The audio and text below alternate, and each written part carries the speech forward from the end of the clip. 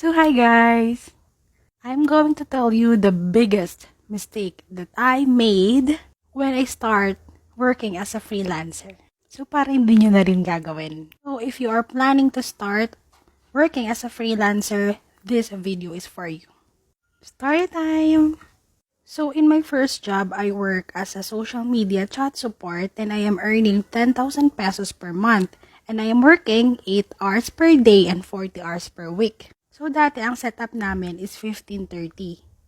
It means every 15 or 30th day of the month, nakukuha ko yung sweldo ko.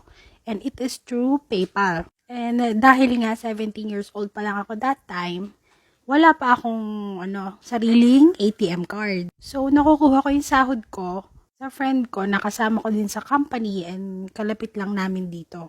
And the biggest mistake that I've done is hindi ako nag-save. Kapag may sahod, nagagastos ko agad siya.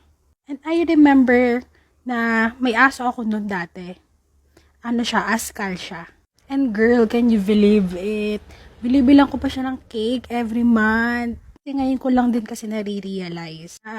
Naisip ko rin na 3 months ako nag-work doon, 10,000 a month, so 30,000. So nasa na siya, 'di ba?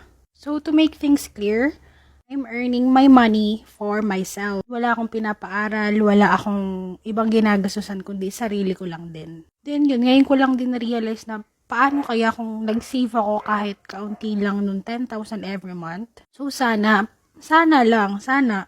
may naipon sana ako kahit kaunti, di ba? From that realization, nung 2021, doon pala ako nag-start mag-save sa Pag-ibig, sa MP1 and MP2. Then yun, nag-invest na rin sa Axie, nag-ipon, meron na rin akong sariling alkansya. And iniisip ko na lang rin na hindi ako matututo if ngayon kung hindi ko yun na-experience. If you want to know kung paano mag-open ng account sa Pag-ibig, comment lang kayo. Lalo na kasi ngayon may pandemic, diba?